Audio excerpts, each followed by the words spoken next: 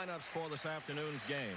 For the Toronto Blue Jays, Tony Fernandez at short, Rance Mulliniks at third, Lloyd Mosby in center field, George Bell in left, Jesse Barfield in right, Willie Upshaw, the first baseman, Ernie Witt, the catcher, Rick Leach, the designated hitter, and Manny Lee at second base. For the Red Sox, it's Wade Boggs at third base, Marty Barrett at second, Bill Buckner at first, Jim Rice in left, Don Baylor, the hitter, Dwight Evans in right field, Tony Armas in center, Rich Gedman catching, and Spike Owen at shortstop. The umpiring crew will be Larry Barnett, the crew chief, calling the balls and strikes, Rocky Rowe at first, John Hirschbeck at second, and Nick Bremigan calling the plays at third. For manager John McNamara, one of his great days, pending anyway, as he studies and writes in lineups on a beautiful September afternoon, perfect for baseball. It's warmer than it was yesterday. The breeze is blowing out to the left field wall, and everybody's here to see the can. And the can is just loving every second of it, too. He got roughed up a little bit by the Brewers in his last start, so he'll be really set for this one. 15 wins, 10 losses on the season, 3.82 earned run average. Start number 29 for the right-hander. 209 hits given up in 200 even innings. Actually put a third onto that. He's walked but 41, and that's certainly been one of his strong suits, as well as his pitching staff throughout, up and down that list all year long. The few amount of base on balls.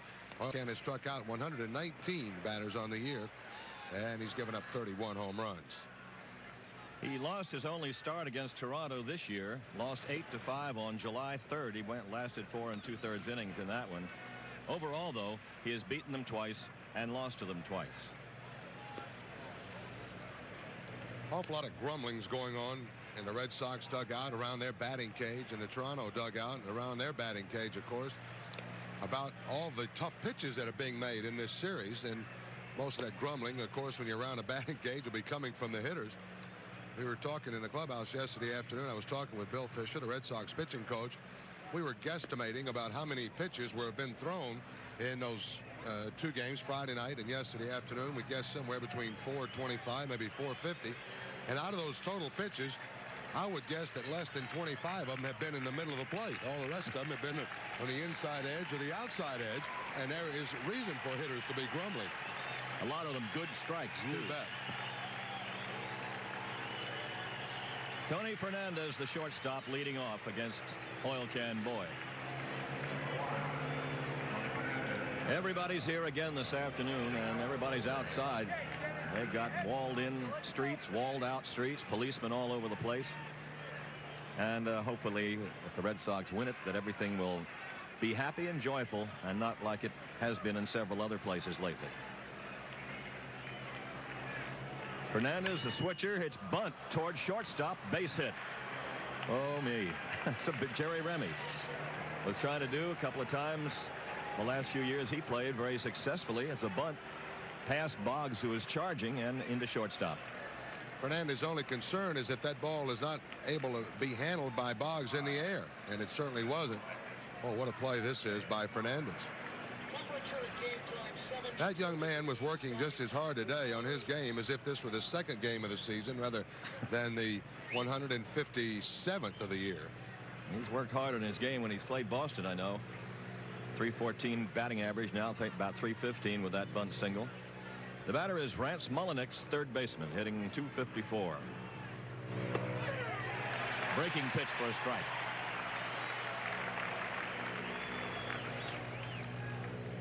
Eleven homers for Mulliniks. He's a good pull hitter. The outfield shading him that way.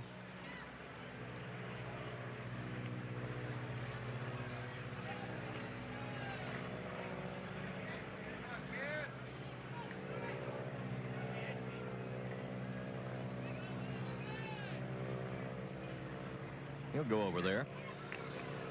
Fernandez always a threat on the bases. Can fly and knows how to steal.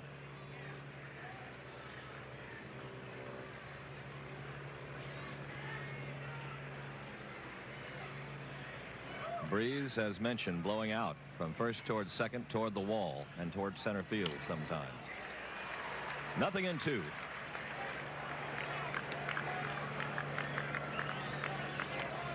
The next win by the Red Sox, of course, will be the big one, whether it's today or a day or two down the road.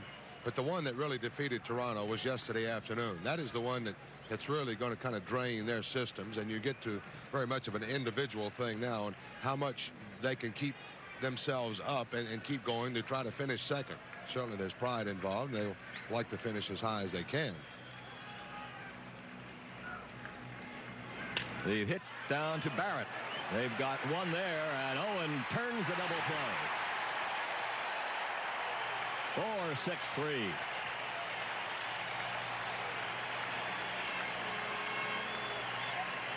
Red Sox pitchers in this series have certainly been able to answer the call when the double play was needed. Once again, this one started quickly by Barrett. Spike going in the middle. Just a good, steady, strong play by the Red Sox shortstop. Red Sox, of course, turned their first in this ball game this afternoon, but that is the fifth that they have completed in this series. Boy, we got an angle for you from everywhere. You get everybody's view. The runners, the fielders. Enjoy them all. The batter is Lloyd Mosby, back in action. Did not play in the first two games of this series. He's been ailing with back spasms and also has not been hitting lately. Strike to him.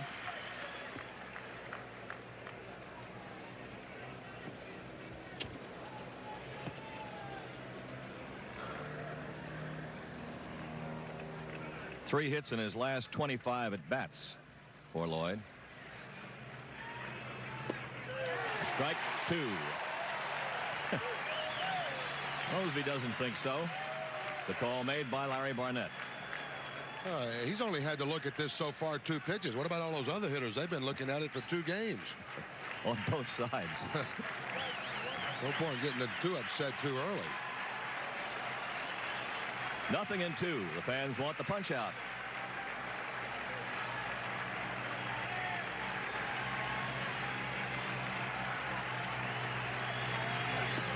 The curveball is inside. A good curveball, but not for a strike. 1 ball, 2 strikes.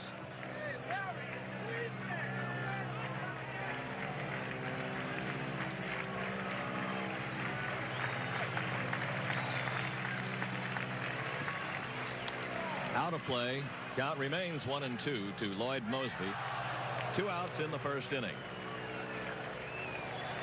Well, we have a scorecard of other games, but the people here don't feel that the fans should be interested in that game. But this one, there's no scoreboard in the left field area for it. But we have it, and we'll pass along anything of note to you. The Tigers, of course, eliminated the Yankees yesterday afternoon in a brilliant ball game by Jack Morris. 1-0. Strike 3.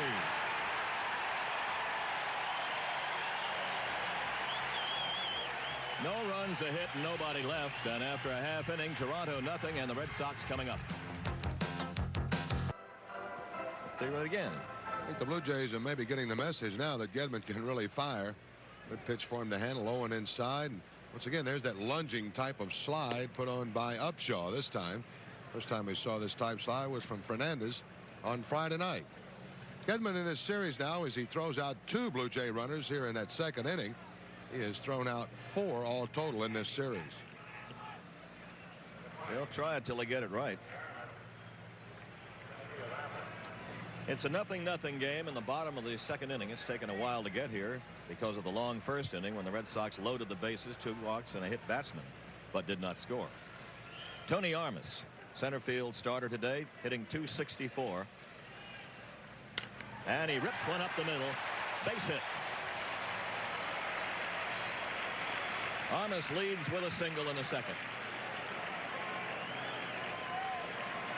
Talking to Tony before the game this afternoon in the clubhouse, he was talking about Ward a little bit. I said, Tony, he's got a pretty good fastball. He said, good. That's just about what I need to get running. He said, I need some hits. Of course, every hitter in this series, as we mentioned, has been talking about I need some hits because it's been a pitching series so far. And Tony, hit ever. Didn't leave much doubt about that base hit. Now it's Rich Gedman up. Strike 1 from Ward. Gedman at .256, 16 home runs. All but 2 on the road. Out of play, and it's 2 strikes.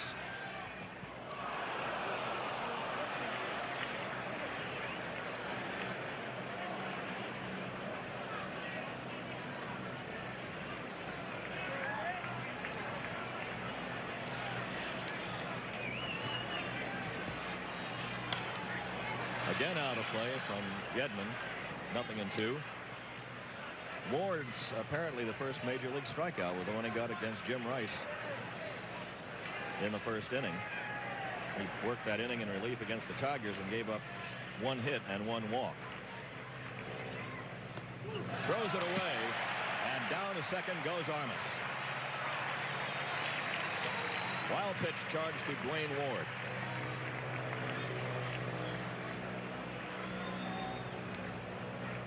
So the youngster, what trouble he's been in, he's manufactured himself.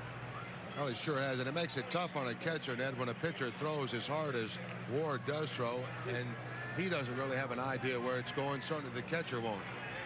It looked like they were set up a little bit to work away. Then to Gedman, and that ball is low and inside.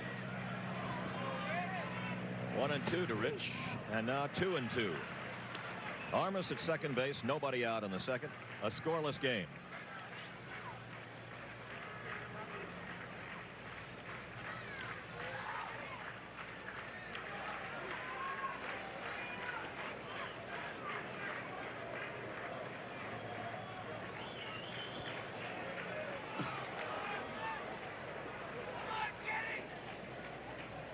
Gedman has hit in 5 of his last 7 games.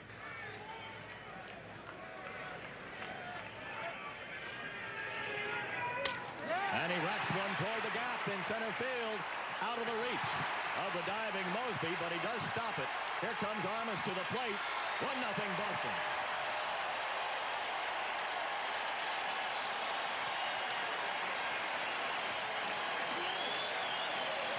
Double for Gedman. I can't believe I saw the play that Mosby made. That is unbelievable. That Mosby, he couldn't handle it in the air, but on the dive somehow stopped the ball and kept it from getting by him and preventing a 3-base hit for Gedman. Gedman really jumps on this, takes advantage. Once again, the Red Sox with the wild pitch in there. While Gedman is up, he'll take advantage of Armas being in scoring position. What a play by Mosby. He just continues to make play after play like this. Look, that ball is by him, and he still gets somehow to get a glove on it. Of course, he can't prevent Armas from scoring. He can hold a base away from Gedman, though, who is on second. There's one in the dirt, blocked by Witt. The batter is Spike Owen. Red Sox have the first blood. A single by Armas, a double by Gedman. For Gedman, his 64th run batted in. Great effort by Mosby, who beat the Red Sox with his glove in one of those games in Toronto and played a whole great series in center field up at Exhibition Stadium. Spike Owen, 234.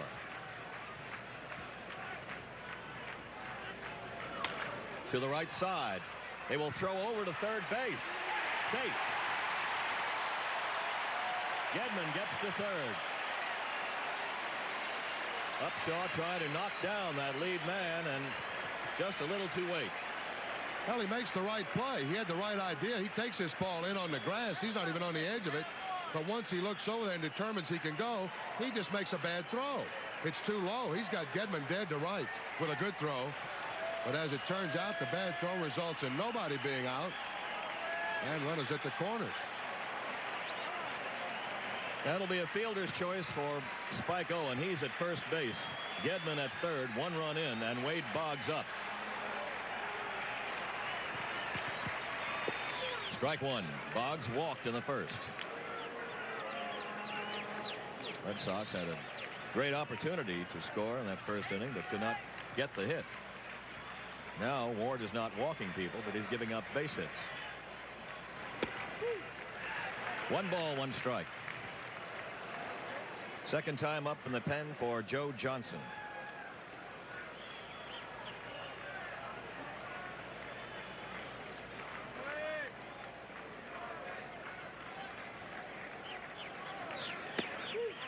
Upstairs again to Boggs, and the count is 2-1.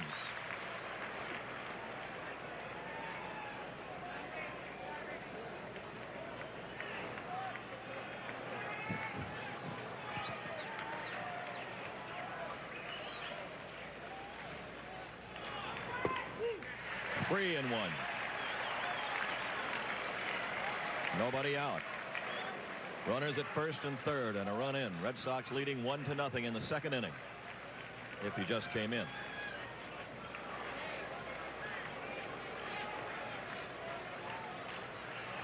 Boggs to left, foul. That's the rooftop. So the count is full on Wade now, 3-2.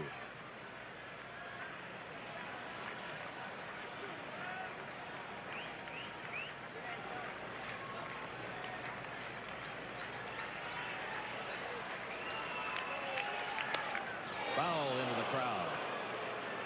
Spike Owen was on the move. 3-ball, 2-strike count obtains.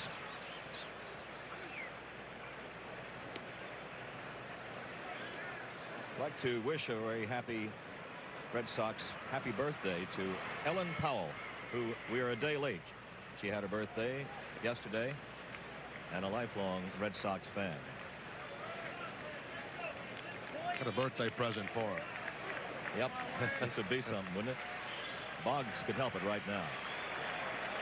3-ball, 2-strike count. Wade just saves it and fouls it off to the left again.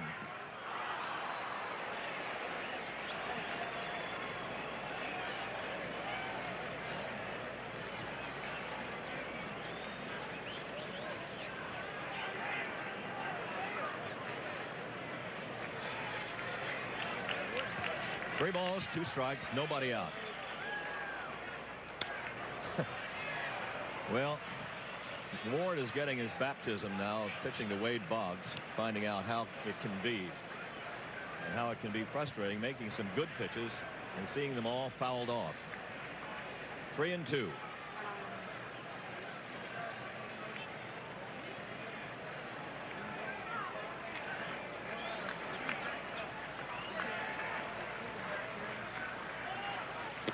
It is a ball 4 and the bases are loaded. Boggs walks for the second time. Owen to second, Gedman already at third. Nobody out, and Johnson throwing harder out there. Jimmy Williams again with a trip to the mound to talk to his battery, his young pitcher. Gedman at third, Owen at second, Boggs at first, and nobody out.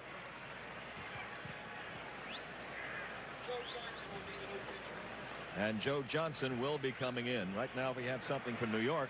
Don Mattingly's had a hit already. He's had a home run with one on. The Yankees leading Detroit by at least 2-0 in the first inning.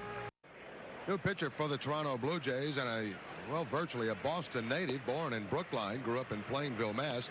Joe Johnson on now to work in relief here. This will be his first relief appearance of the year. He's worked as a starter exclusively, winning 7, losing 2, a 3.95 earned run average, and he's been tough. He's been really a shot in the arm for this Blue Jay ball club, and something they're certainly going to count on in the future, no doubt. He's walked 21 and struck out 35 in 79 innings.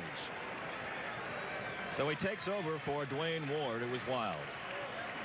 Ward responsible for 3 runners right here. The batter is Marty Barrett. Came very close to him that time. Ball 1. Well, the obvious thing here is for Jimmy Williams not to see any more balls out of the strike zone. He wanted to make that pitching change to the ball over. What about nervous? Joe Johnson may be a little bit nervous pitching in this ballpark that he's seen so many games in as a kid. He's close to Barrett again, and it's ball 2. No place to put Marty. 2 balls, no strikes. And Fernandez, the shortstop, over for a word.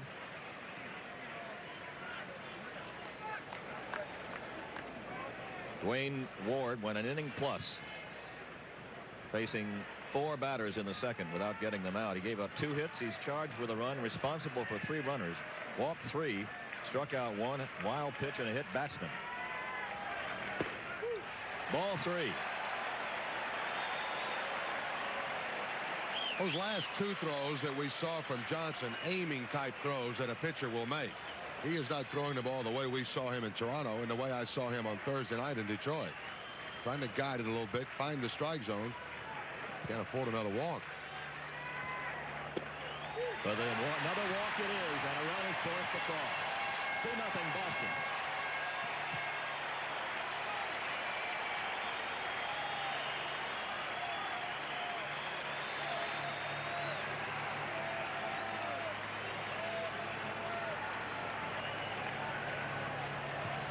So they're still loaded, still nobody out. The Red Sox have scored twice.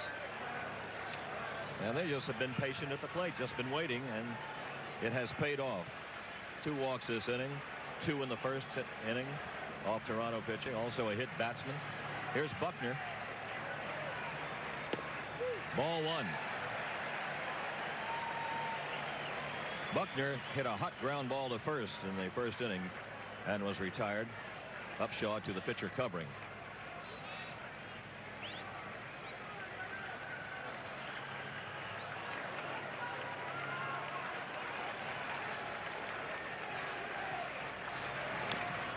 The cut and the foul. 1 ball, 1 strike.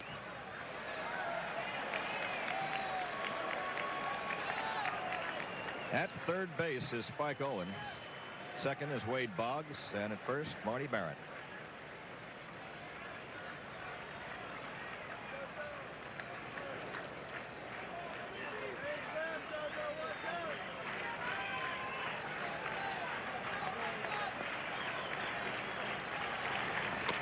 Chop to the pitcher, and the play there gets away from Ernie Witt.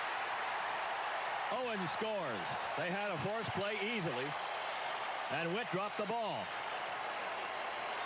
3-0. It looked like Ernie got tied up with a throw. Joe Johnson didn't make it quite that hard, although he's pretty much on top of him.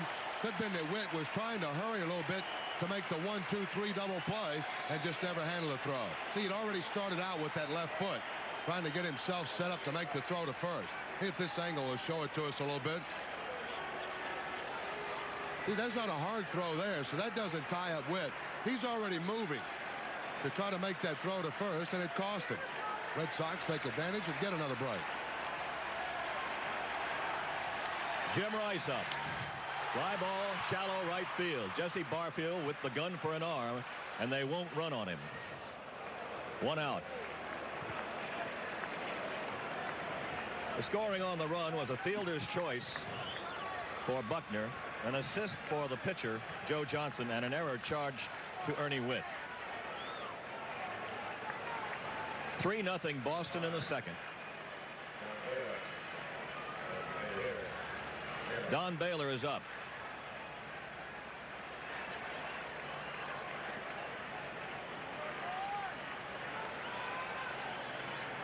Well, it may not have been pretty, but it's effective. 3 runs on a platter practically. That's foul. At Fenway, it's Baylor at the plate with 1 out, 3 on base.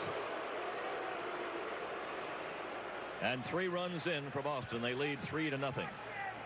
Joe Johnson on in relief.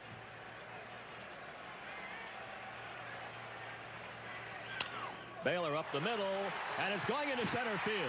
This will score 2 more runs. 5-0.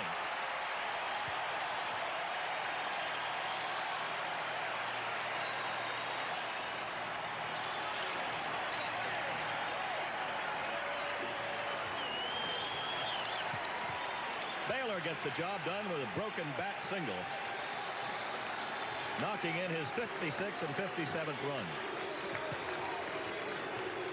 Baylor with this base hit up the middle. They give him a lot of room anyway because that shortstop has to pull toward the hole. Play him to pull. It's a broken bat. It's not hit that hard. Well placed. Nobody can get the glove on it. 2-run score. Baylor now has become the 4th Red Sox batter with 90 or more RBIs, and that's the 7th time in Red Sox history that has happened. RBI number 90 and 91 for Baylor on the year. Dwight Evans. Foul back here. One strike to Evans, who flied to center field to end the first inning.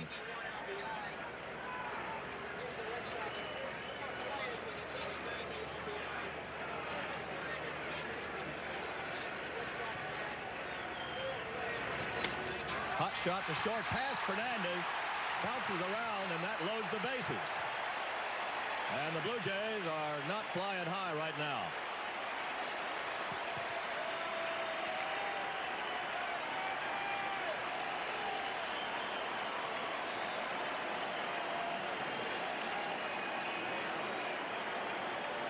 Boy, here's another shot hit by Evans. Is this ball ever smoked? Fernandez has the ball go up off his glove, hit him on the shoulder. Now right on the bill of his hat. He can't find it. It's behind him. Everybody's safe. Another miscue by the Blue Jays. Second error of the inning. They give him a base hit. Okay, a base hit. So it's a bases loaded situation now with Tony Armas up, and he led off the whole thing with a single. Armas singled and scored the first run of the game. This inning is still going on. The Red Sox have scored 5. Johnson way outside with that pitch.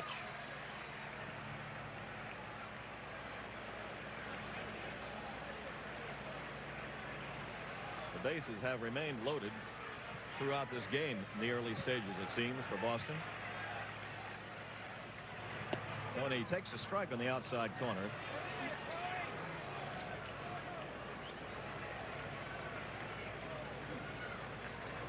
Tenth man up this inning.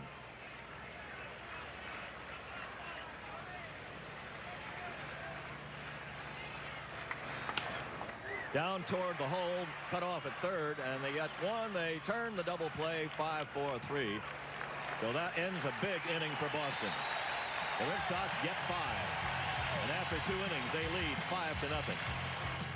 Rich Gedman to lead off the Red Sox third inning. Big double for Getty, plating Tony Armas with this game's first run. Boston leading 5-0, bottom of the third.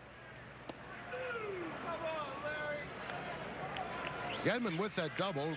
It's the Red Sox team within 4 doubles now of tying a club record set in 1979 with 310 doubles.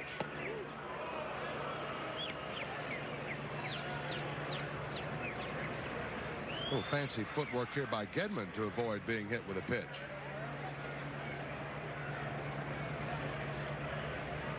One ball, 2 strikes. Got him as he went down and in once again with that hard breaking ball, which Joe Johnson has and uses effectively. Gedman is down on strikes. First strikeout for Johnson.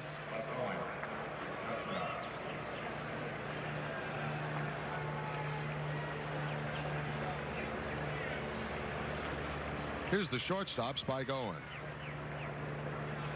Spike really did his job in that second inning. Wanted to pull the ball to the right side and really did, as he made sure that he got that top hand rollover. Pulled it to Upshaw, who threw to third. Too low. They didn't have a chance to knock down Gedman, so it'll be scored just as a fielder's choice as far as Spike is concerned. He's 0 for 1. And he also scored a run in that 5-run second inning.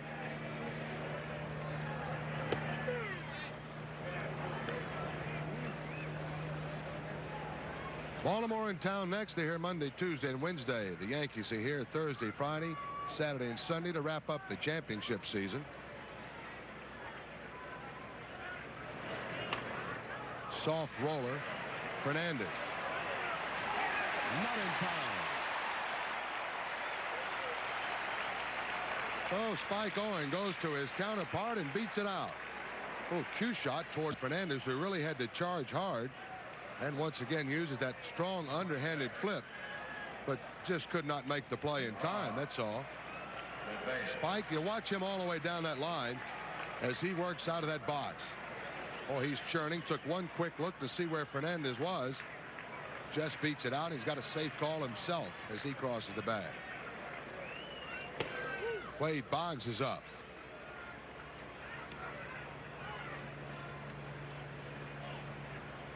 So the Red Sox have their 5th hit in the ball game. That's the 3rd off Joe Johnson. Little off speed, misses to Boggs, and it's 2-0.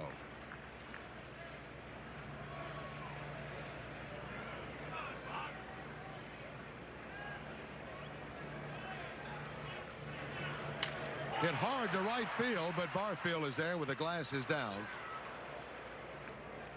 Barfield had to come back to his left to take that one, as they give Boggs, of course, usually all the right field area.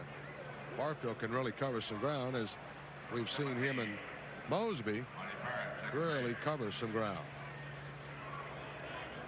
Isolate one more time, and this time on Fernandez. Foot on the bag, just prior to that ball settling into the glove of Upshaw. Here's Barrett with 2 down. Johnson low and outside. Boggs now 0 for 1 in this ball game. He's walked his 2 previous plate appearances. Mattingly 1 for 1 as far as we know in New York. Big beach ball loose out in center field. And once again,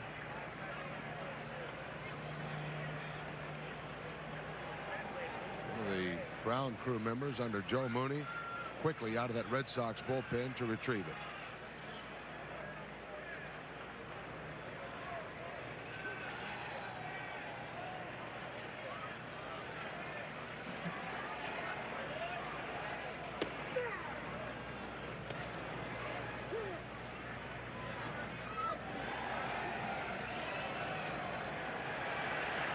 Two balls, 1 strike to Marty. That goes Spike. He really took off early. He won't even draw a throw. Spike was running before Johnson had come to a complete set. Johnson had already made his mind to go to the plate, and Spike still second, uncontested.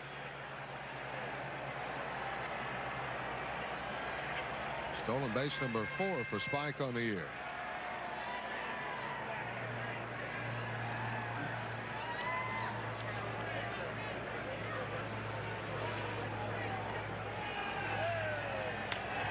Looping fly ball, right field. Lee out. He can't handle it. It's over his head. Here comes Spike to the plate, and it's a 6-0 Boston lead. An RBI for Barrett, his 56th.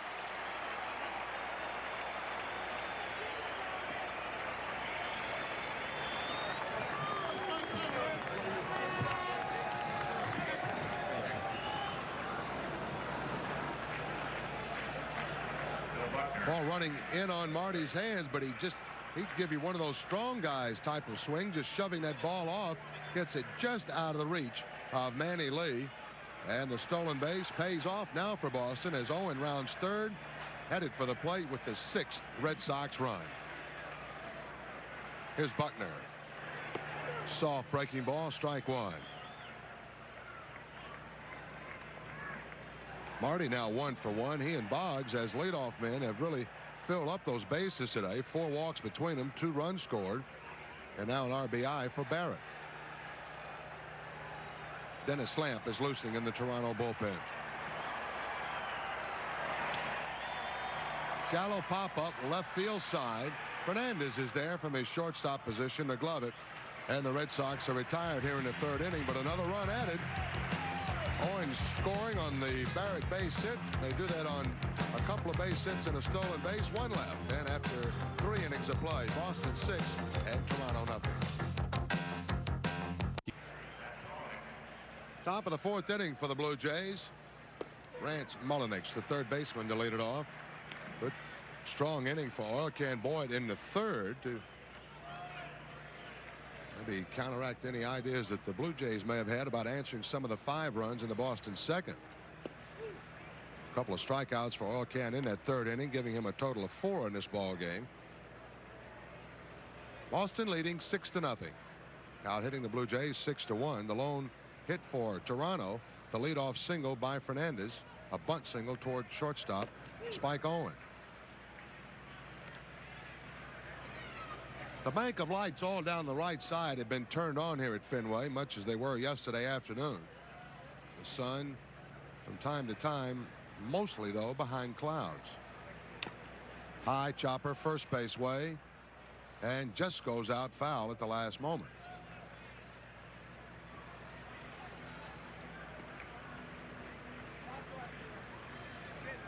Tolan in the bottom of the second at Yankee Stadium. Mattingly has drove in another run in a Yankee inning that has seen at least 2 more runs scored. They're still batting down there. They're leading 4-1 now. Whitaker is homered for the Tigers. That RBI by Mattingly was done with a double.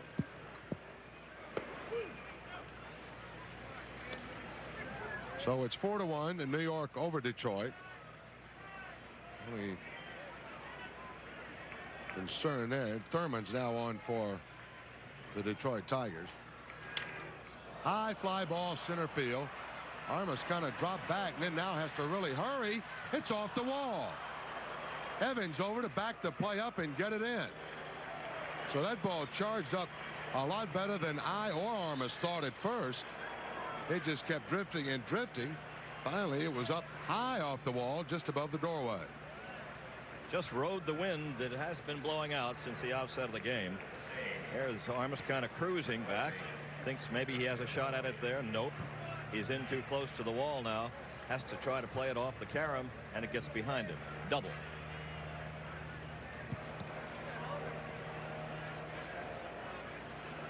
Tony had that glove set in case that ball was kind of a wall scraper, but it was not a scraper at all.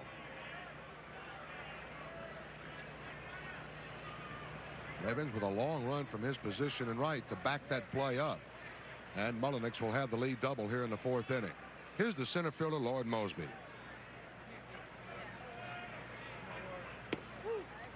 High and outside is Dennis. Moseby been suffering a back problem. Has kept him out of this series up until this afternoon start. He was available for pinch hitting yesterday afternoon if it's set up that way. But of course, no way the way Hurst was going was he apt to come out of that ball game, and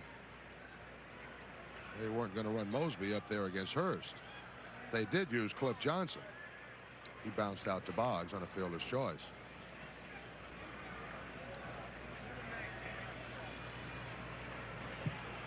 Dennis perhaps saw something in the series of signs for Gedman that he was not familiar with. Wanted to make sure that they have it all correct. 1 ball, no strikes to Lloyd Moseby.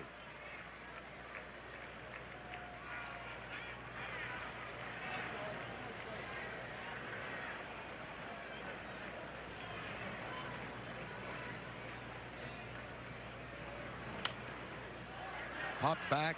Gedman will have a look at it, but he'll watch it settle up into the seats. 1 ball, 1 strike. When today's action started, as far as the batting race is concerned, Wade Boggs held a 5-point lead over Mattingly. Boggs at 353, of course. Mattingly at 348. Mattingly so far, we're told, 2 for 2. Boggs 0 for 1. That'll be something you'll be able to watch the last 4 games of the season, as Mattingly and company will be coming to Fenway Thursday, Friday, Saturday, and Sunday. Saturday afternoon's game, by the way, I like to remind you, will start at 2:20 rather than the regularly scheduled 1:05. That's Saturday afternoon against the Yankees. 2:20 game time.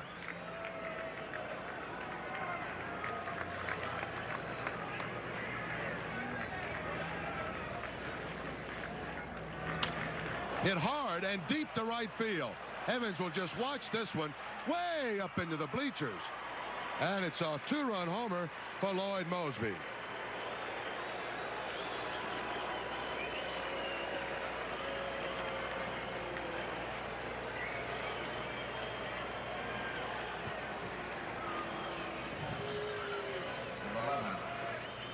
Six to 2 Boston with that big swing of the big center fielder.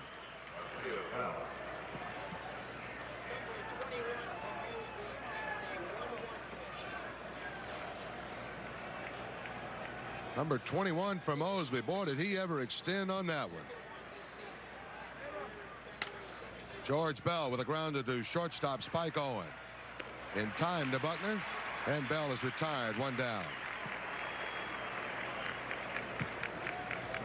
Take a look at that swing by Moseby again, who's doing something with a bat now to hurt them, along with a glove.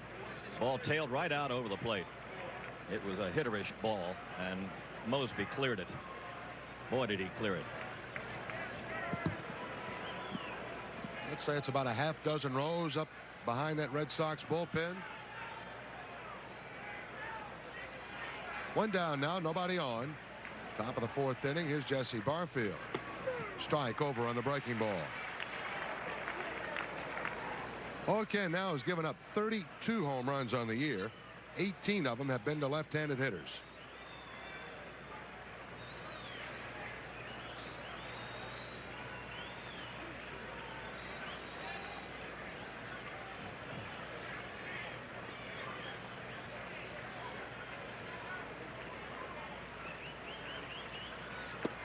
Breaking ball once again is into Barfield. No balls, 2 strikes. Toronto Blue Jays as a team have hit 175 home runs this year now. And of course, here's the league leader, Jesse Barfield. Swing and a miss, and he's gone. Couple of breaking balls, and the zipper from Boyd retires Barfield. That's strikeout number 5. 26.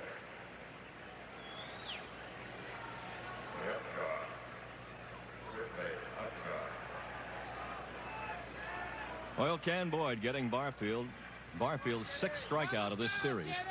Jesse can lead in home runs, and he can have a lot of strikeouts too. He has now had 138 in the season.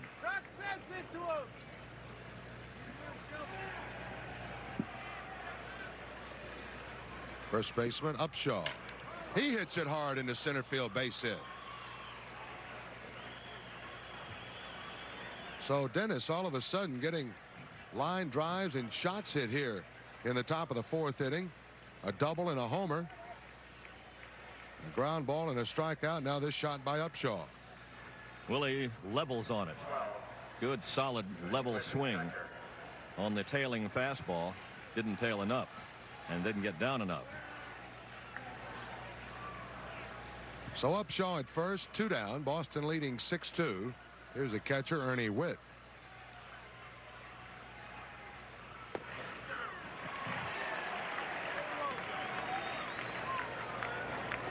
I like to watch Larry Barnett work behind that plate. He kind of puts something into it, gives you an immediate call, and one that's, well, it's very clear. You can hear it from where we sit. Yeah, there's no doubt about a strike. No, sir. Just now wearing off the boo bird here at Fenway when he comes in to work a ball game the last couple of years. Chop to the right side slowly. Buckner wide of the bag, flips to oil can. And the Blue Jays are retired in the 4th inning, but they made a little noise, and they got themselves on the scoreboard. The 2-run homer by Mosby doing the damage, and after 3.5 innings of play, it's Boston 6 and Toronto 2. New pitcher for Toronto, and this fellow out there, Dennis Lamp. I was surprised that he was able to know where the mound was coming from the bullpen. He has not made an appearance since the 2nd of September. The Blue Jays say, well, it's not place for him. He's got a bonus clause for so many appearances that he may not make this year. Lamp on the season, making his 39th appearance and his 37th in relief. 2 wins, 6 losses, a 5.17 earned run average, and 2 saves. 71 in the 3rd innings, 92 hits, 21 walks, 29 strikeouts. So Lamp, who's been around the grounds a little bit, experiences there, both American and National Leagues. There's Chicago, both teams in Chicago. Working here to Jim Rice in the 4th. Rice is crowded. He dances back out of there. Rice in this ball game, although it's very early, 0 for 2. Struck out in the 1st with runners at 2nd and 3rd. Got on a fly ball to right with a runner at 3rd in the 2nd. Off the hands, soft roller, booted by Fernandez at short. So the real sure-handed shortstop of all the shortstops in baseball is having trouble finding the right approach to that ball this afternoon. I think it's a rather light approach. Actually, kind of nonchalant on that as he tries to one-hand it. Just slaps at it, runs right up his hand. He's in there with an error, and he should have had one before. Certainly could have easily been charged with the error on the ball hit by Evans, and we'll give Evans credit for hitting the ball as hard as he hit it, but still a playable ball that was messed up by Fernandez. Here's Baylor. The Dennis Lamp breaking ball. Correction on Johnson, 2 runs,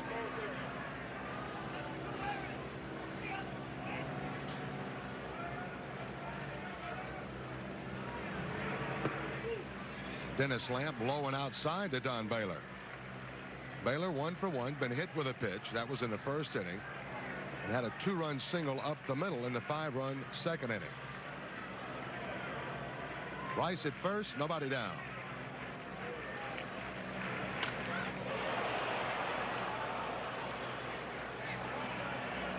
Baylor has found his spot, and that fan there has found a worthwhile souvenir. Boy, what a play. Going to tell that's probably her husband.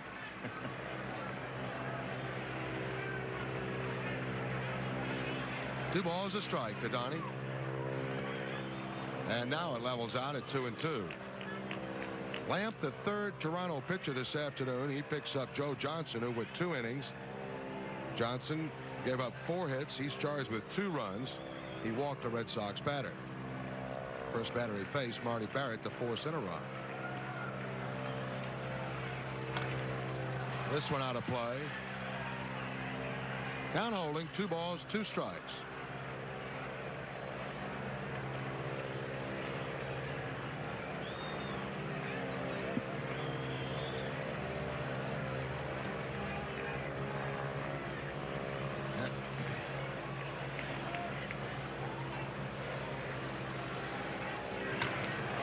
Line to left field, but Bell is there, has it just as it starts to turn over.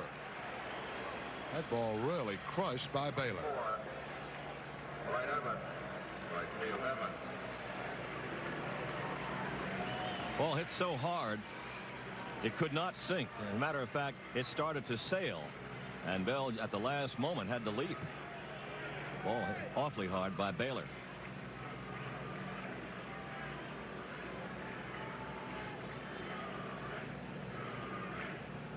Right fielder Dwight Evans, the hitter.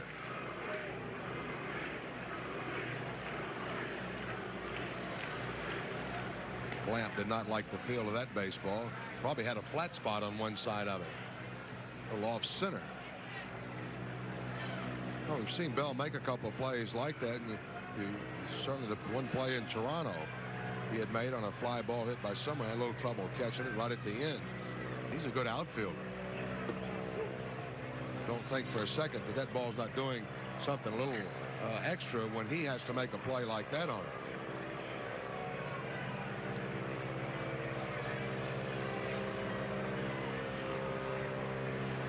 One ball, no strikes to Dwight. This one out of play. Rice. There's another look at that screamer hit by Baylor. He shot that ball. It's almost like you're the left fielder and you have to make the play.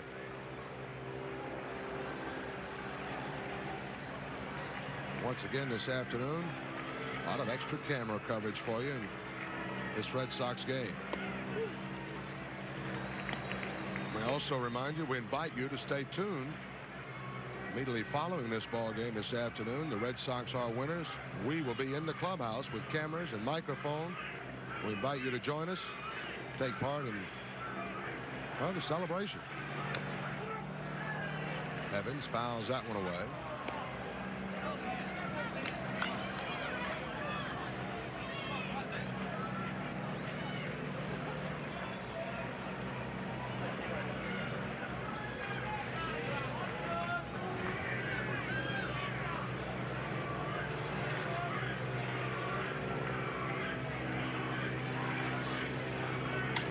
Line to left field, base hit. This ball will be down into the corner. Rice is going to be interfered with. They've already made the play there. He was going to go to third regardless of what had happened. And Evans will wind up with a 2-base hit, I'm sure. Rice got tangled up with Manny Lee running around second, and immediately the second base umpire, John Hirschbeck, had made the interference call. Well, he had to actually, Rice had to hold out his hands as if he was going after his shoulders, but he was just trying to get him out of the way. There's a double by Evans right down into the corner there.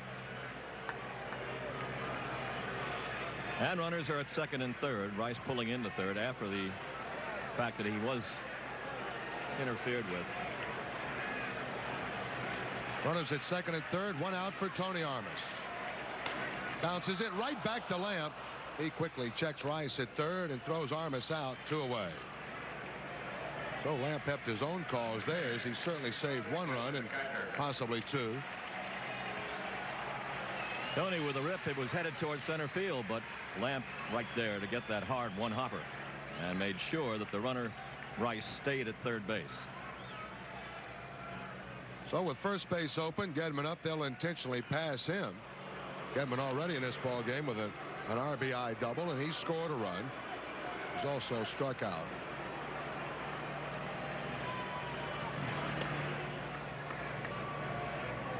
Bluffed by Whit. Rice no more than 2 steps from the bag at third if he's that. So they will load the bases up with 2 down as they intentionally pass Gedman and work on Spike Owen.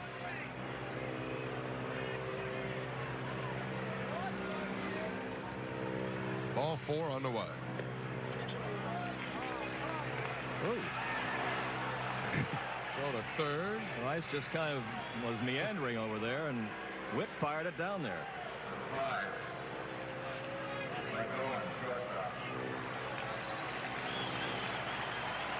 On the intentional walk, Whit has nothing to do, so he says, why not take a shot at Jim Rice at third base? Not a bad throw, just got by the third baseman Mullenix. And Rice all of a sudden belatedly gets back.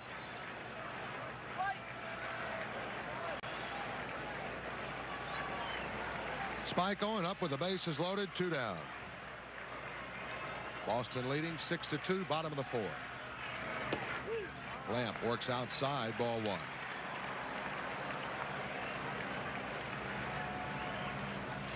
Ned told you Lamp has not worked in a ball game since September the 2nd. Has not had a save since August the 1st. That was in a game with Minnesota. Such a valuable person to this team last year, too. 11-0, he did everything. Long, short, relief, everything.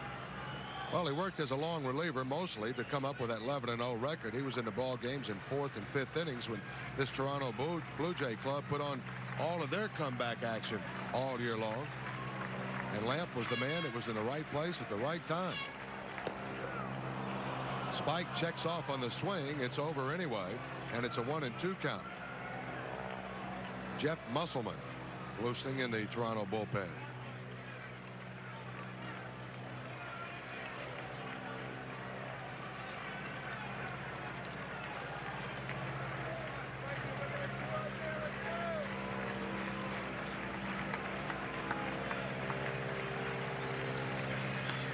Foul out of play.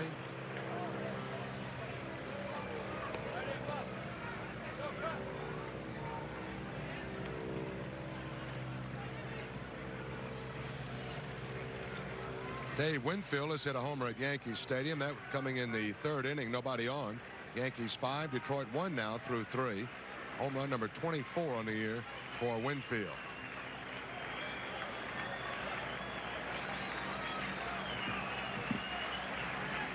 One and 2 to Spike Owen.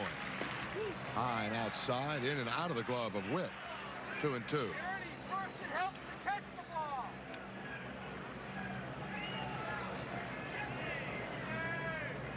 High runner. Whit overcharged it, overstretched for it, and that ball tailing hit him on the down in the heel of the glove. Oh, that guy's at third base. You don't care how you stop it, knock it down. You get a little excited when that ball is moving up and away from you.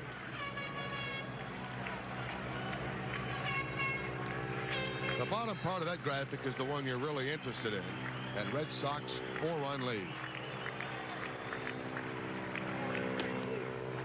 And it's a 3-2 count to Spike Owen.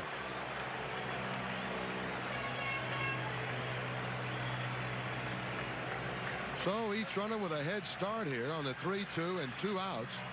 Rice will be starting from third. It'll be Evans to take the lead from second, and Gedman with a head start from first.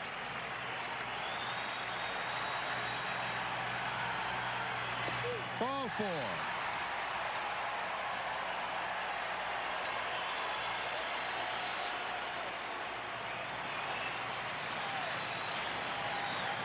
7-2 Boston now as Rice scores. And the intentional walk put a little heat, I guess, on Lamp. Worked the count to 3-2 on Owen and lost him.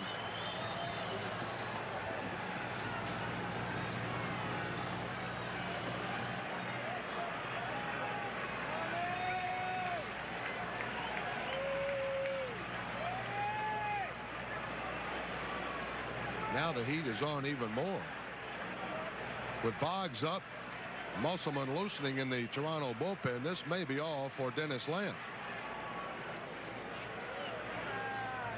7-2, the Red Sox lead. They've scored 5 runs in the second, single run in the third, and so far a single run here in the 4th inning. So Lamp will be leaving. He'll give way to the left-hander Jeff Musselman. And with the Red Sox leading 7-2, you're watching Red Sox baseball from Fenway. Red Sox will get a look at yet another Toronto pitcher, left-hander Jeff Musselman. He's been in only 4 games with the Blue Jays, has no record except a 16.20 earned run average. No saves. He's worked 3 1/3 innings and has given up 6 earned runs. He's walked 4 and struck out 3. And we'll take another look at the left-hander and a goodbye to Dennis Lamp. Lamp goes 2/3 of an inning, giving up a hit, so far charged with a run. It would be an unearned run. Did not strike out anybody. A couple of base on balls, one of those intentional. Musselman from Doylestown, Pennsylvania, now lives in New Jersey. Split the season between Ventura County, California, and Knoxville in the Southern League. In that Southern League, he was not only voted the best pitching prospect, but also the pitcher with the best breaking ball. So right away, you got a quick scouting report about what this young man features. He'll be facing Boggs with the bases loaded and 2 down. A run in for Boston. They lead 7-2.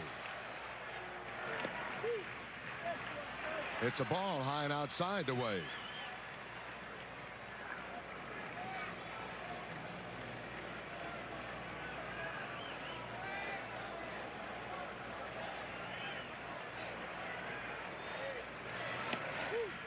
Two and 0.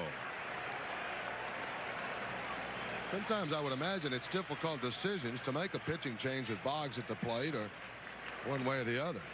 He hits .353 against right-handers, .352 against left-handers. Oh, what do? You flip a coin? Strike is in there, and it's 2-1.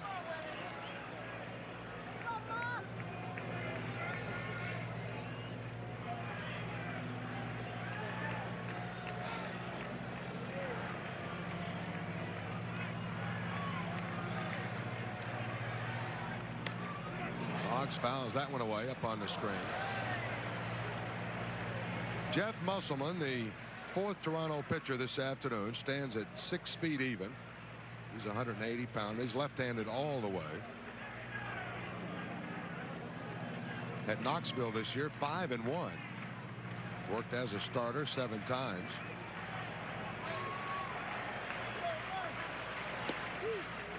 Breaking ball misses, and the count is full. So once again, a head start for the Boston base runners.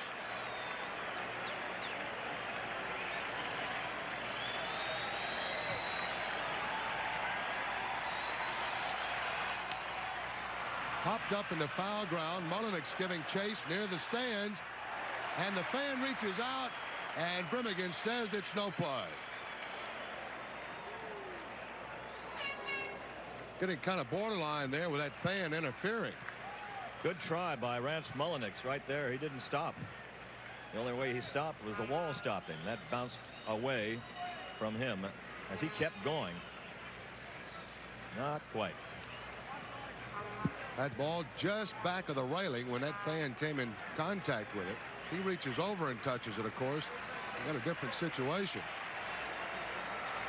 So Boggs once again will look at a payoff pitch and fouls it away.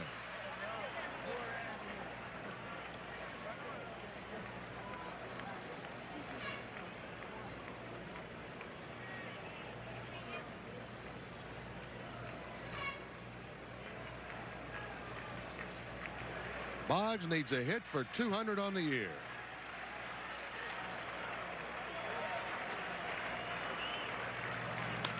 Bouncing ball toward the middle. He's got it. Evans will score. Here comes Gedman. He will score. 0 to third.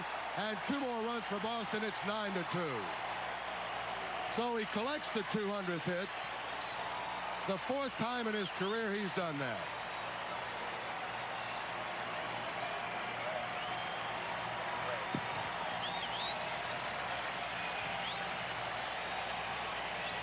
He gets the baseball. That will be saved for the Den down in Tampa. 200 hits. And a couple of RBIs, too, and a big Red Sox lead. Here is the swing right up the middle. You've seen that so many times. Eye on the ball, swing level, and into center field. And right now, a standing ovation for him all across the park.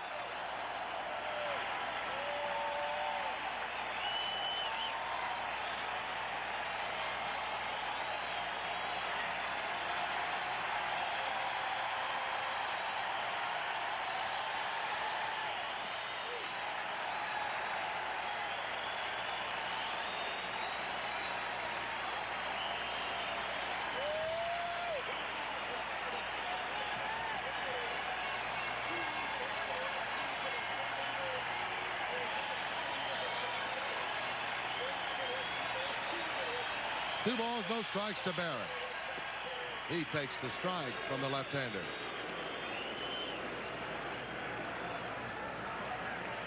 Boy, what a summer that man has had, baseball-wise, coming back, having that little struggle right after the All-Star break. Kept pounding away, 4 hits here. Base hit left field. Owen will score. The Red Sox have reached double digits. It's 10-2.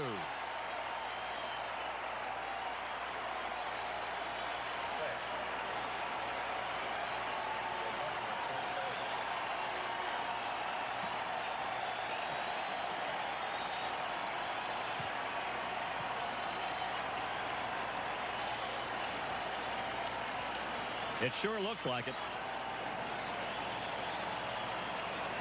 Red Sox bullpen, a quick look at those fellas, Sambito and Joe Morgan. Oh, guys, sometimes, Ed, you don't take it for granted, certainly, but Marty Barrett has 175 hits on the year. That was his 175th. What a summer he's having. He knocked in 3 runs today.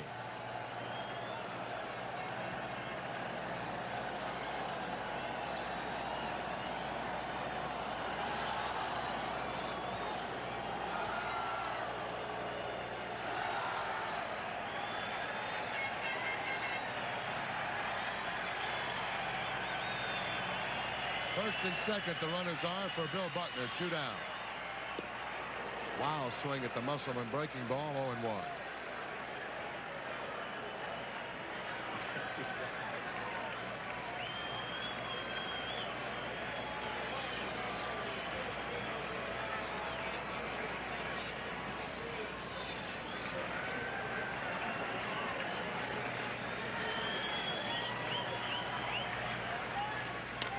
Buckner taps one back to the mound. Musselman to play to Upshaw.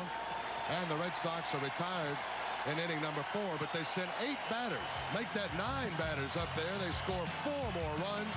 They go through 2 pitchers here in the 4th inning, Lamp and Musselman. And as we go to inning number 5, it's an 8-run lead for Boston. A big sign flashed upon the message board here. There it is. You can take it for yourself just as if you're right here in the ballpark. Also, Wade Boggs becomes the first major league batter since 1953, and that was Stan Musial, to collect 200 hits. Here's the number 200 on this year. To have the 200 hits on a season plus 100 walks to go along with it. It's been a while since 1953, so that must be rather hard to accomplish, partner, would you say? Yes, sir. That's not a bad name to be doing it with either. Stan the Man. It's the Toronto 5th inning and a 10-2 Red Sox lead. The way things are going now, you just kind of let the crowd take over and the players. Everything is a standing O from here on in. At least the way things are going now. Rick Leach, high drive, left center field, and Armas galloping over. Rice is there, though. Armas had called first, but Rice takes it. 1 out.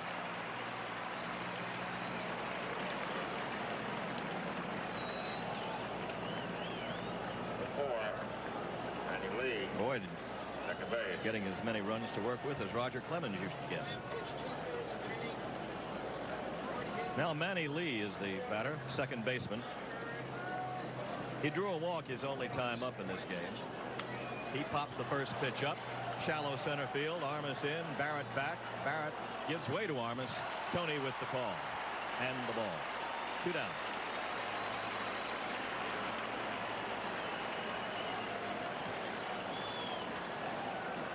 Barrett out into shallow center field. Here comes Armas, though. He's going to put on the loud call. A little slip just at the last second, but he makes the play.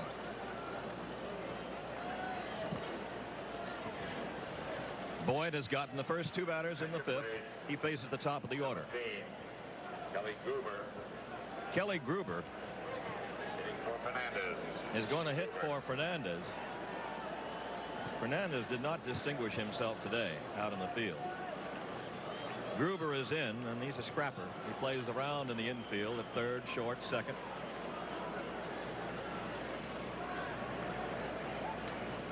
Batting average of .203 with 5 homers and 14 batted in. He went through a stretch at one time where he couldn't hit me.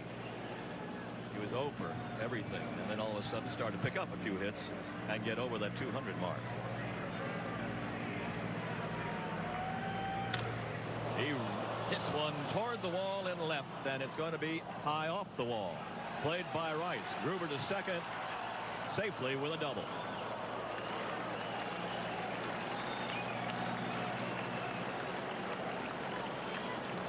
Boy, he certainly cuts and slashes when he goes up there. He's not bashful at all, and he's done this almost every time we have seen him. I don't know if it's a case of his swinging hard in case he hits it. If that's his thinking, he certainly is making contact here. He did in this series.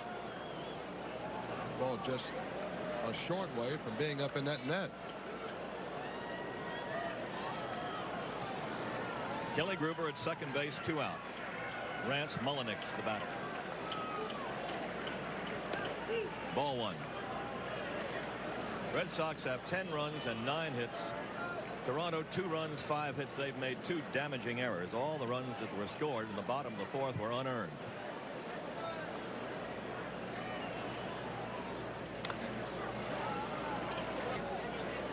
That's the score. This is in the 5th inning. Red Sox leading. 1 ball, 1 strike count. And Mullenix takes it inside. Ball 2. Boyd has given up 5 hits now. The biggest 2-run homer by Lloyd Mosby in the 4th inning to make it at that time a 6-2 ball game. And well, with this Toronto ball club, it's not a very big lead. Now they lead 10-2. A strike to Mullenix. The count is 2 balls, 2 strikes.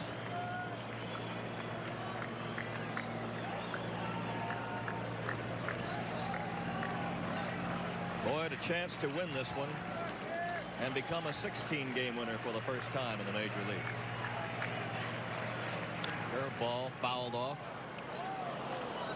Count hangs at 2-2 with 2 away and a runner at base number 2. John McNamara's son almost made that play next to the Red Sox dugout. Michael has been with his dad the last couple of days.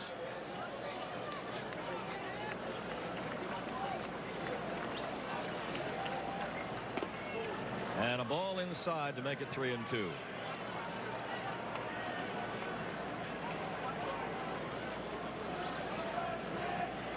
Boggs has reached base now 300 times by hits, walks, or hit batsmen.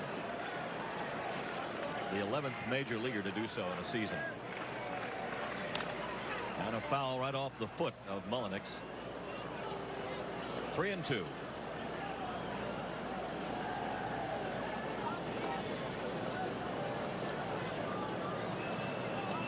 Wade, of course, he had, beside that bad spell he went in at the plate, he had the personal tragedy of losing his mother when the team was in New York for the first time, and that really devastated, shook him a lot. And he came back from that and then picked up as he went along.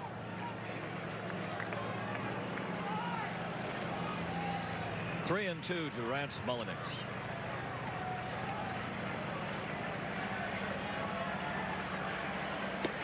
And there's ball 4. Mulliniks drawing the walk. The third given up by Boyd. 15. Like Mosby.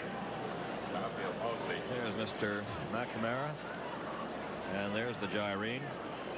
Mike McNamara, an officer in the Marine Corps based on the West Coast, Camp Pendleton. How could you tell if you didn't know for sure? That hairdo. He's a nice young man, too. The batter now is Lloyd Mosby, who has struck out and homered.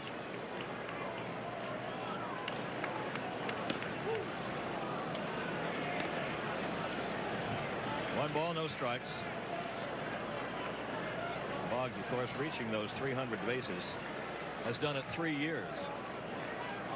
And he is the 11th major leaguer to accomplish that fact. One ball, no strikes, the count to Mosby. Ripped up the middle for the base hit. Gruber coming around to score. It'll be 10-3 now. Mosby has knocked in all 3 Toronto runs. Number 11. George Bell, left field. Mosby didn't really spank this ball up the middle. It's kind of a cue shot. He catches that screwball down toward the end of the bat. But nonetheless, it gets the job done as it travels into center field. And there comes Gruber with a run, the third one of the Blue Jays. Sammy Stewart throwing in the bullpen for Boston. The batter is George Bell. 2 on, 2 out. It's a high fly ball to left center field. Armas over, calls for it, and Rice in front of Armas makes the catch again. Ooh. You don't want to see any collisions out there now. But Rice makes the catch to retire the side. 1 run for the Blue Jays at the end of 4½. It's 10-3 Red Sox. The Red Sox lead 10-3 as they come to bat in the 5th inning 14. in the game. Jim Rice, left field, right.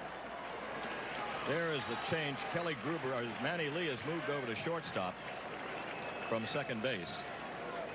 Lee at shortstop, and Kelly Gruber remains in the game after pinch hitting. He's at second base. Gruber at second, Lee at short. Fernandez out of the game. Ball high to Jim Rice, who's 0 for 3, has scored 1 run.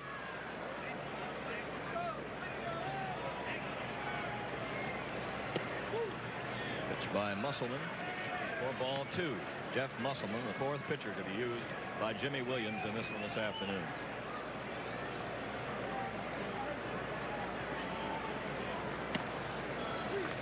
And Rice ahead on the count now, 2-0. Red Sox took a lot of suspense out of things in the 3rd inning with 5, and they've just kept going. They got another in the 3rd and 4 more in the 4th. Ball 4.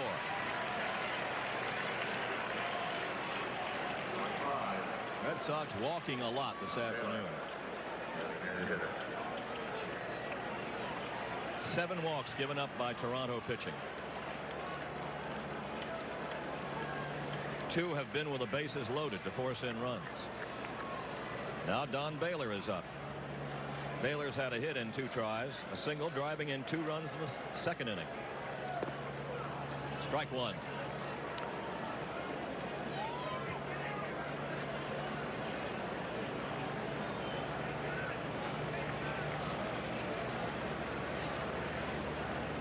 Baylor to 3rd, picked up by Mulliniks to Gruber, and around the horn they go for another double play.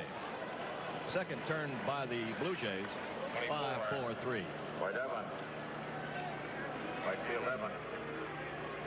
Baylor pulling that inside pitch right down the line, and it's tailor-made for Rance Mulliniks. Comes up on a nice hop All he has to do is start that, and Gruber turns it in the middle. There are 2 down in the 5th inning. Dwight Evans up. A 2 for 3 afternoon, a single and a double.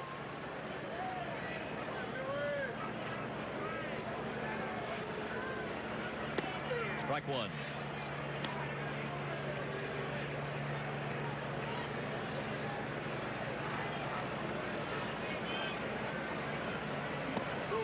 And a ball. In the National League, the Phils in Montreal, no score after 5. The Mets leading Pittsburgh 1-0 in the 7th at Pittsburgh.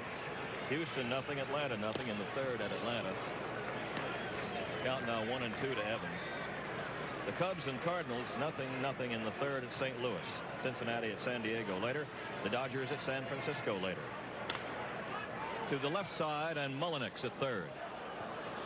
So the Red Sox go quietly in the 5th inning. At the end of 5, they lead 10-3. Some defensive changes for the Toronto Blue Jays. We'll start with their left fielder. In place of George Bell now, you'll find Ron Shepard out in left. And a new pitcher for the Blue Jays, Bill Caudle. The inspector to get some work here. He's won 2, lost 4, a 5.66 earned run average, and 2 saves. 35 innings pitched, that's all this year. 33 hits, 15 walks, and 31 strikeouts for this guy that was so valuable out on the West Coast with Seattle. And the Oakland A's, once he had that 1 year when he went there to work for them as a stopper. Mrs. Jean Yawkey. Oh, what a day for the lady, huh? Yeah, it certainly is. Nice to see her. I stopped and chatted with her for just a few minutes before this game got underway. She got into her box. I think she was still a little bit on edge, but maybe not quite as much now with her team and team members leading 10-3. Bill Buckner up first in the Red Sox 7th. 10 runs, 10 hits for Boston, 3 runs on 8 hits for the Blue Jays. But the bad number, they've committed 3 errors. Counting for 5 earned runs of those 10 for Boston. But runs nonetheless, they all count. Buckner in this game hitless.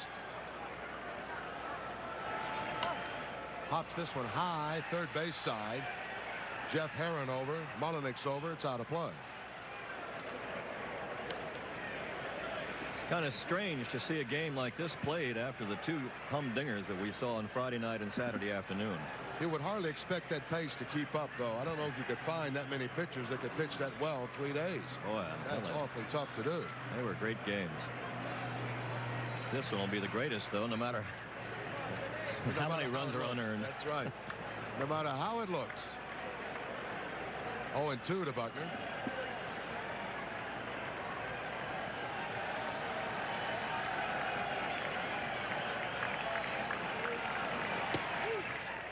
Once again, if the score stays this way or any kind of a Red Sox lead by the 9th, we invite you to stay with us. We will be with this ball club for part of their celebration. They have requested that we not join them immediately following the game. They like some 10 or 15 minutes to themselves. Fly ball left field. New man on the block, Ron Shepard under it, 1 down. But do not fear if you catch a little pause from the end of the game until the time we're able to join this ball club. We will be joining them in their clubhouse and actively talking to as many players as we possibly can. Well, they just wanted the save of the moment, I believe. It's not exactly a cooling off period because they'll be red hot in there. Rice is up. He's 0 for 2. Pops this one off his hands, out of play. Make that 0 for 3 on Rice. He has struck out once today. He's walked once, been on with an error, and scored a run in the 4th inning.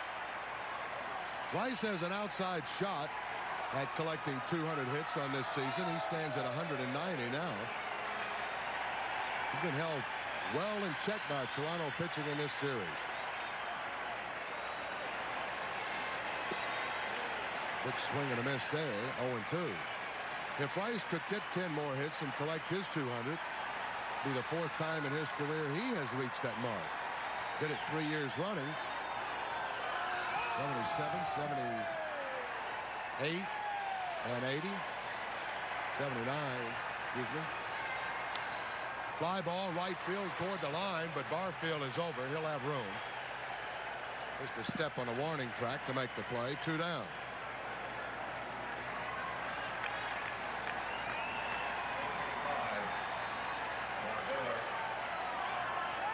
The wave starts around the ballpark here. These fans, I'm sure, will probably be close to a standing ovation the entire 9th inning. If I would miss my guess, I don't think I will. Don Baylor up. Caudle is hard, but inside. 1-0.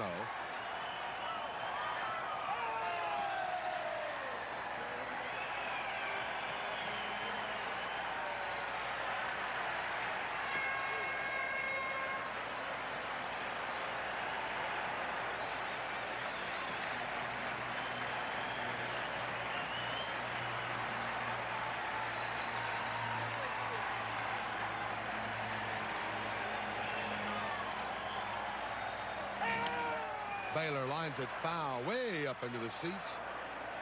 I'd like to remind you once again, the Red Sox, of course, will be entertaining the Orioles Monday, Tuesday, and Wednesday nights. There are tickets available for that Orioles series, and a chance for you to get to the ballpark and watch this ball club work as they go into the last week of this '86 season. Yankees, of course, here on Thursday, Friday night, Saturday, and Sunday afternoons. Pitch rides inside from Caudle. Baylor has a comfortable count, 3 balls, 1 strike.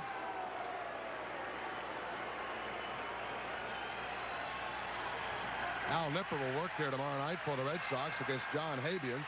Sellers and Clemens schedule to work also in that Baltimore series. Sellers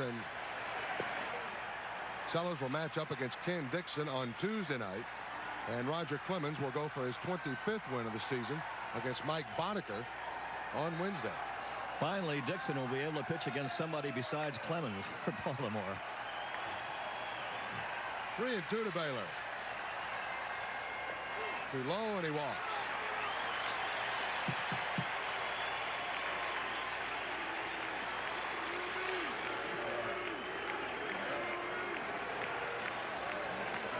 That is the 8th walk issued by Toronto pitching this afternoon.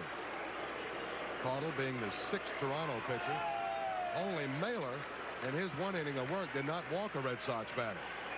Ward walked 3, Johnson for 1 in his 2 innings. Lamp walked 2, 1 intentional for his 2/3 of an inning. Musselman walked 1 in an inning and a 1/3. Now Caudle here so far with 2/3. Here's Evans.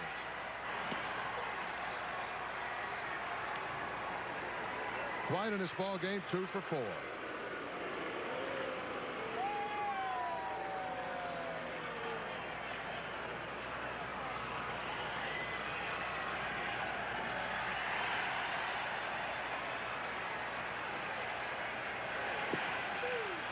Perhaps the only negative note you might find about this ball game today is the fact that Bill Buckner has gone 0 for 5. And he's got a 16-game hitting streak on the line. He was 1 shy of tying his career high when he was with the Los Angeles Dodgers in '74. Evans misses the breaking ball from Caudle. He's down on strikes, and the Red Sox are retired in inning number 7. Nothing in Toronto. We'll move along to the 8th inning, and that's just the perfect day it's been so far. It's been perfect down on the field as far as the Red Sox are concerned. They lead 10-3, Ned. All right, here we go into the top of the 8th inning. Oil can Boyd all the way so far with that 7-run lead. Has scattered 8 hits. He's working to Jesse Barfield here, whom he has struck out twice. Barfield 0 for 3. Jesse with a big rip. 1 ball, 1 strike. First time we've seen an umpire take a shot in a while now, and this is probably will make up for that absence. Off the side of the mask, got a little piece of Gedman first, and then Barnett behind the plate. He had a good day until that. Turned his head in a hurry. Barfield high to right field. Dewey Evans looking into the tough sun, and there's 1 away. There's a very happy bunch of young ladies, the Red Sox wives. up there in the box of seats and just waiting for it all to come true for them. A little more security as far as the ball club is concerned. The players, of course. Willie Upshaw taking ball one. Like to protect those family members as much as they can. I'm sure they're just wives here today. I don't know that I saw any of the younger family members around the park.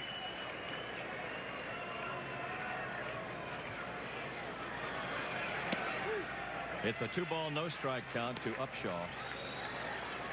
Kansas City Royals are going crazy, homer crazy today. George Brett and Frank White hit back-to-back homers, and then Jamie Quirk hit one right after that. 3 in a row.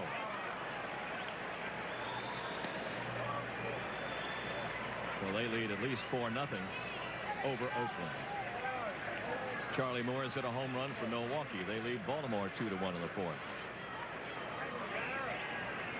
2-1 count to Upshaw. Ball 3.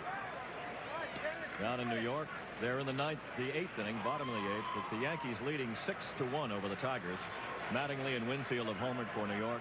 Whitaker for the Tiger run. Skied to left center field to Jim Rice. 2 down.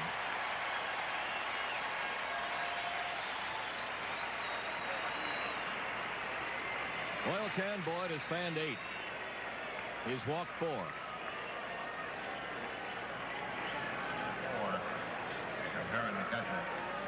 There'll be very few who could say "I told you so" and really mean it when they said it in April, or claim that they said it in April.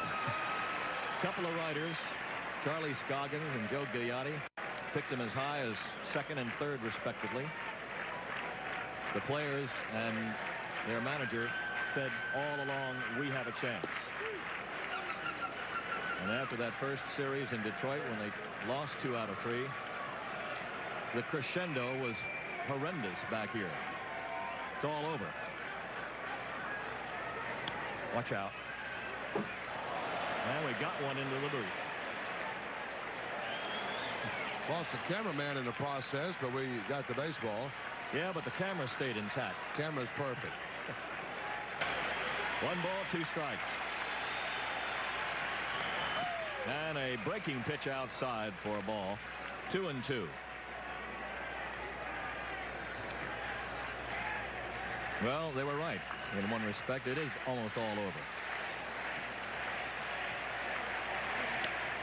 Very high and foul, third base side. Boggs back. Wade with it. 1-2-3 inning for Boyd. And we go to the bottom of the 8th. Red Sox leading 10-3.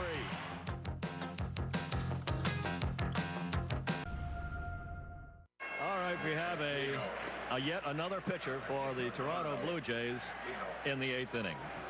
Well, manager Jimmy Williams going along with a pitcher inning now for the last 3. This will be Louis Aquino making an appearance here, his 7th since joining this ball club. He is 1-1, 5.23 earned run average. He's worked only as a reliever for the Blue Jays. 11 hits given up in 10 1/3 innings. He's walked a pair, striking out 4. Bill Cardle pitched about the best inning of any Toronto pitcher. He pitched to 4 batters, walked 1, struck out 1, no hits, no runs. Got a change now in right field and second base. Orris is playing second base, and Gruber has gone into right field. Boy, he can do everything. Checked him out quickly. Garth Orange is second. Upshaw and Mosby and Mullenix, the only people in the line. Mosby, the only people in the lineup that even started in it, let alone playing the same position. Orrs will bat in Barfield's position. There is the bullpen empty. The visitors' bullpen was empty just a moment ago between innings for a security measure. All the Toronto bullpen pitchers and catchers made their way across the diamond to the dugout. A security measure now that they will not be out there, and this is for their own safety, possibly too. So things are boiling down to it as the Red Sox come up for what they hope is their last at bat in this afternoon's game. They lead 10-3. Red Sox bench. You'd say, well, why don't they let some of the guys get in there to play? I think what McNamara wants to do is to let the people who got him here, the starters, go all the way and get their huzzahs at the end. Ball one thrown by Aquino to Tony Armas. The attendance today, 32,929. 32,929, a little less than the last 2 days. And the strike to Armas. They had more yesterday and the day before than they had today. 1 ball, 1 strike to Tony Armas, who has had 2 hits in 4 times up.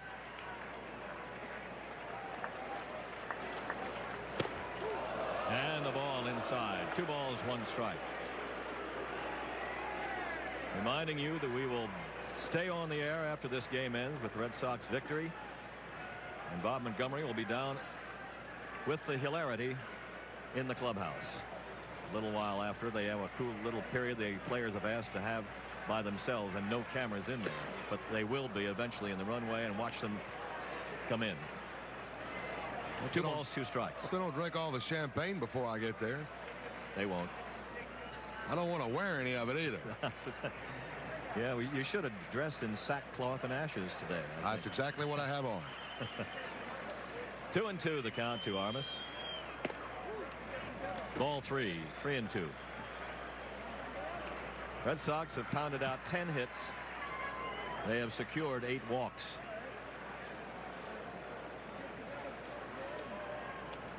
Aquino to Armas. Lifted foul. And Witt doesn't know where it is, but that's foul and nobody gets it. Mullenix coming in late. The ball dropped just foul as Ernie Witt lost it. Or Heron, rather. Jeff Heron, the catcher, lost it playing in his first game at Fenway Park.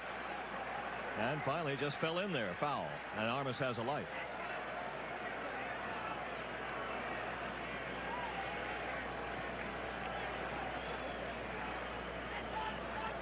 So it is a 3-2 count to Tony. And a ball 4. Stuck the fastball in. That's the 9th Red Sox player to walk this afternoon.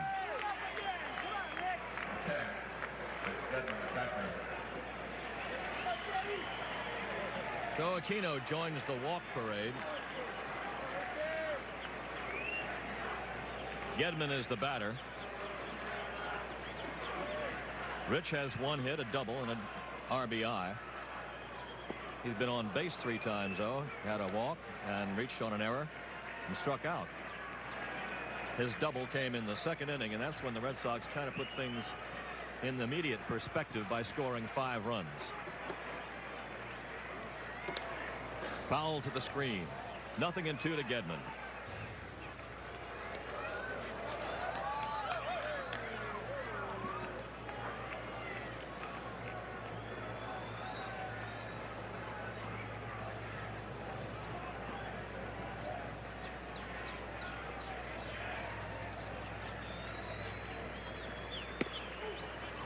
Up high, and it's a 1 ball, 2 strike count. Armas at first base. Nobody out. Bottom of the 8th inning. The Red Sox leading 10-3.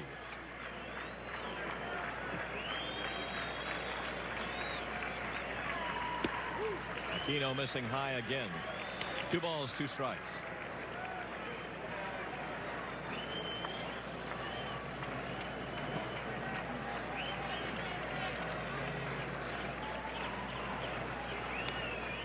Change. It's fouled back by Gedman. Shadow has crossed home plate, the grandstand shadow. They've had the banks of lights on in right field and along the first base side for a couple of innings. First base side illuminating the area around home plate. Fly ball left field, slicing away, and it's a fair ball. Armas to third. In there. Double for Gedman. So Rich Gedman gets his second one, and the Red Sox are unrelenting. Pair of doubles for Gedman in this ball game today. He put the Red Sox on the board first. Actually, it was the Gedman-Armas combination that got involved in that. A base hit by Armas, and then a wild pitch. The double by Gedman, putting the Red Sox out in front in the second inning. And that combination has worked here, not to produce a run, but to set runners at second and third and nobody out. The batter, Spike Owen. He's had a hit. 1 for 3 officially, has a run batted in, hit with a pitch, or got a walk rather, with the bases loaded. Red Sox have scored in every which way in this one. They've had 11 hits.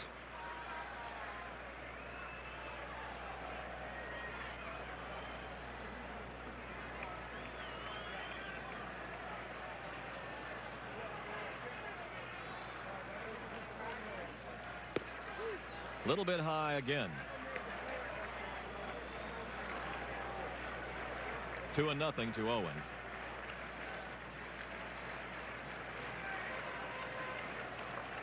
And with the bullpen all in the dugout and not out there and not able to throw, it looks like it's Aquino forever. Strike to Gedman. 2 balls, 1 strike.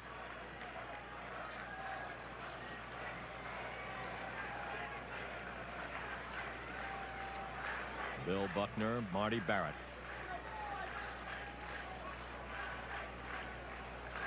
What a side of the infield they have been this year. Good change that time by Aquino. 2-2. 2-2 to Owen.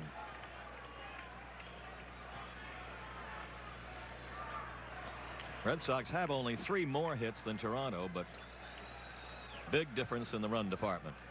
5 unearned runs out of the 10 runs that they have. 2-2 offering. Struck him out on the same kind of slow breaking stuff. And that's 1 away. The hand is for Wade Boggs as he's up at the plate with that gaudy .353 mark. Got his 200th hit today. A single in the 4th inning, driving in 2 runs. He's 1 for 3 on the afternoon. Chance to drive in a couple more right here. 1 out, runners at second and third.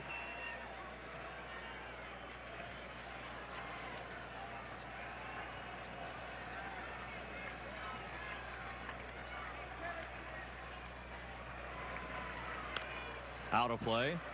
0-2. And there is the franchise Roger Clemens.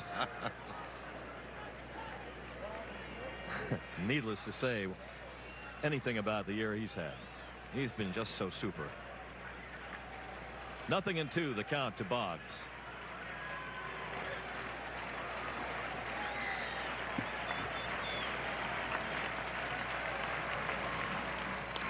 Ground ball right side. Gruber with it.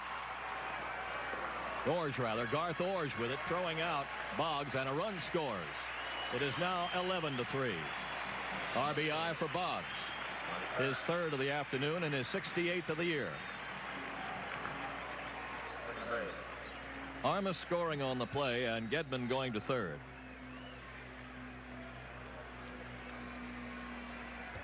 There are 2 outs now. Marty Barrett is up. Red Sox with an 8-run lead. Barrett taking high, ball 1.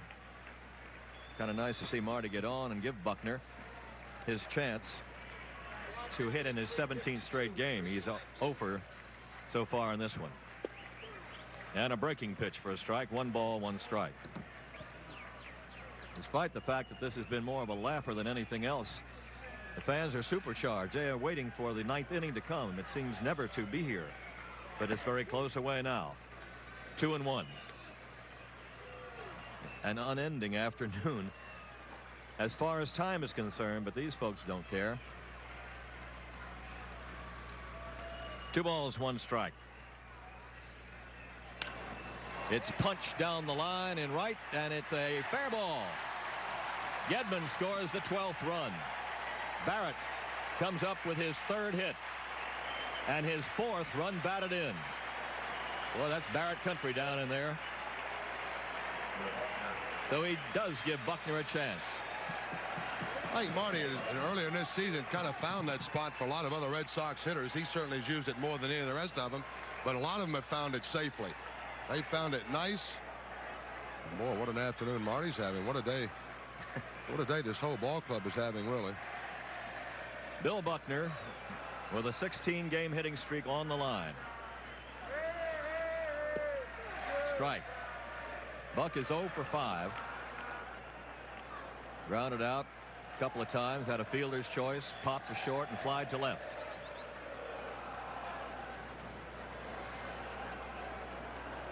And the fans starting, they're showing the nah, hey, hey, goodbye, started by the White Sox fans years ago. Buckner gets his base hit. 17 straight games for Billy Buckner.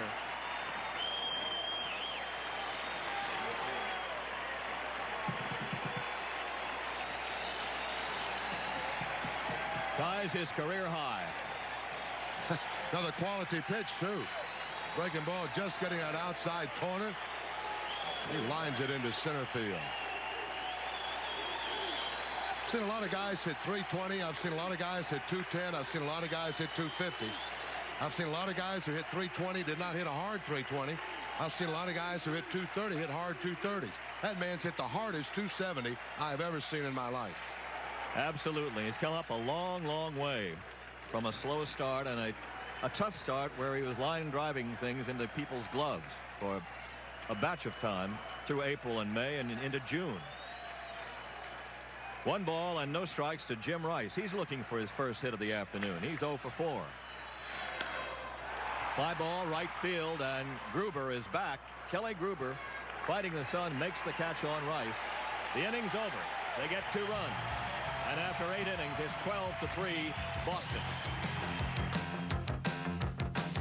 Here we are at the 9th inning. On September 28, 1986, the Red Sox 3 outs away from being the new Eastern Division champions. The security force is out along the first base and third base lines and back to the plate. The horses are in the bullpens and on the runways. And Oil Can Boyd looking for a complete game victory and his 16th, which would be the first year he's gotten as many as 16 wins. They're all up. Everybody's up at Fenway Park. The 9th inning is at hand. Finally, the bullpen guys looking on. Bob Stanley and the rest leaning over, facing the sunlight and facing the diamond. Rick Leach is the first man up against Boyd.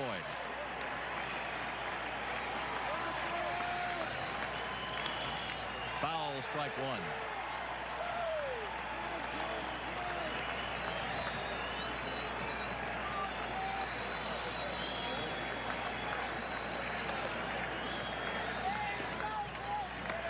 1. One strike to Leach.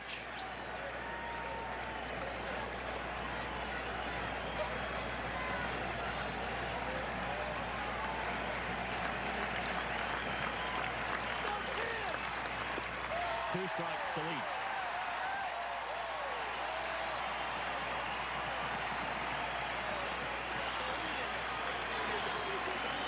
Oh, what a happy bench they are. They're ready.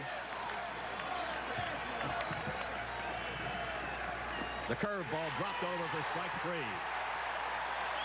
Number 9 for Boyd.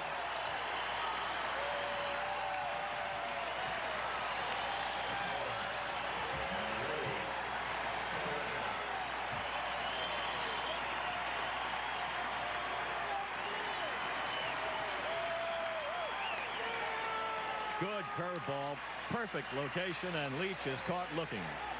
Number 9. Manny Lee, the batter. To left field, Jim Rice. 2 out.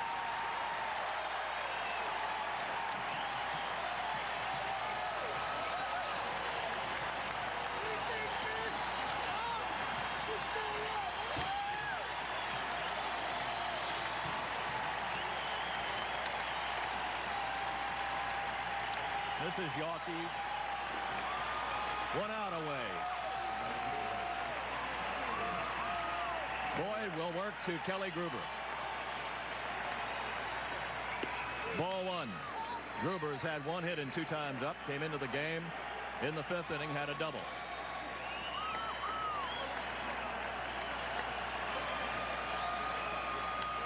A high pop-up.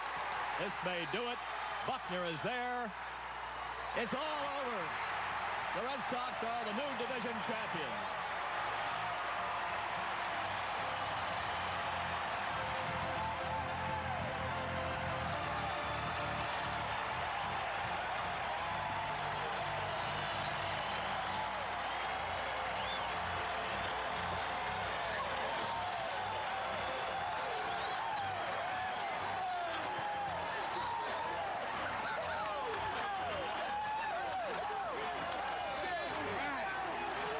Charlie Moore is a